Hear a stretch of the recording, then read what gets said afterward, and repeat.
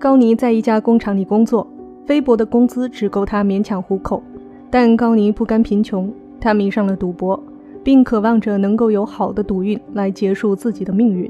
然而高尼一赌再赌，不仅没有改变贫穷，反而输光了积蓄。就这样，期望翻本的高尼一步步坠入欲望的深渊。他偷走了姐姐所有的离婚赡养费，却因为受到老千的欺骗，又在顷刻间输光了所有钱。得知自己被骗后，高尼很愤怒，但没等他反应过来，他就被人打晕了。第二天醒来，高尼经过各方询问，得知骗子去了仁川，于是接下来的时间里，他一直在仁川的赌场四处寻找。一次，高尼在赌局中和别人发生了纠纷，气愤的他举着斧子前去理论，但很快他就被人围了起来。没想到这一幕竟被赌王平先生看见，平先生要求自己的手下放了高尼，而高尼在得知平先生赌王的身份后，决定拜其为师，希望学到平先生的本事，以此来赌回姐姐的赡养费。在通过平先生各种测试后，高尼成为了平先生的徒弟。他不仅学会了各种老千的手法，还得知了韩国有3个很厉害的老千，这3个人分别是一只耳、阿鬼和平先生。其中的阿鬼觊觎着平先生赌王的地位，并一直在伺机取而代之。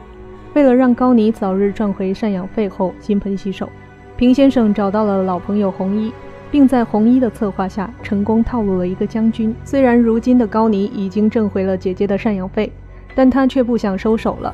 他决定留在红衣身边继续赌。高尼送平先生上火车时，偶遇了一个面露凶相的男人。男人用不善的语气和平先生打了招呼，原来他就是阿鬼。目送平先生和阿鬼上了同样的火车离开后，高尼开始了纸醉金迷的生活。他穿梭于各大赌场间，不仅俘获了红衣的芳心，还在红衣的赌场里赚得盆满钵满。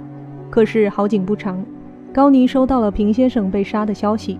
火车站的偶遇和过往的种种，让高尼瞬间认定是阿鬼杀死了师傅。他决定替平先生报仇。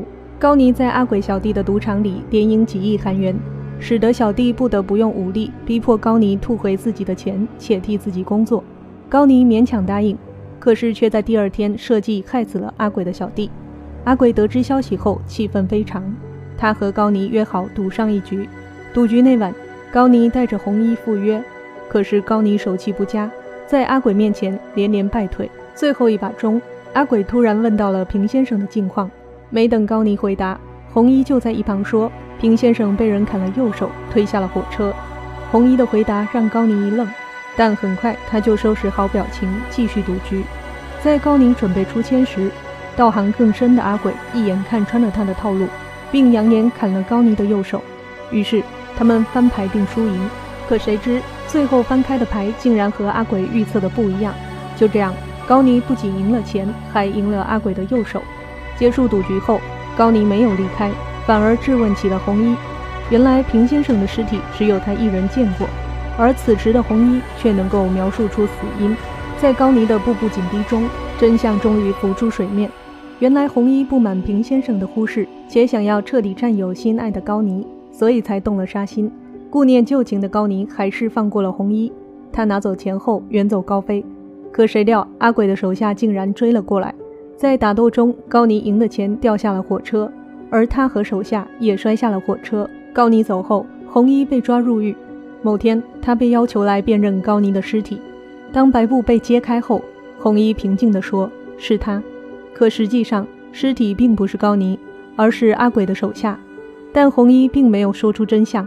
劫后余生的高尼只身一人行走在国外的街头，他已经一无所有了。但如今的他却很坦然，赌局是一个2元一次方程，断欲是唯一的根，做不到的话就成了无解的归途，反反复复，无路可出。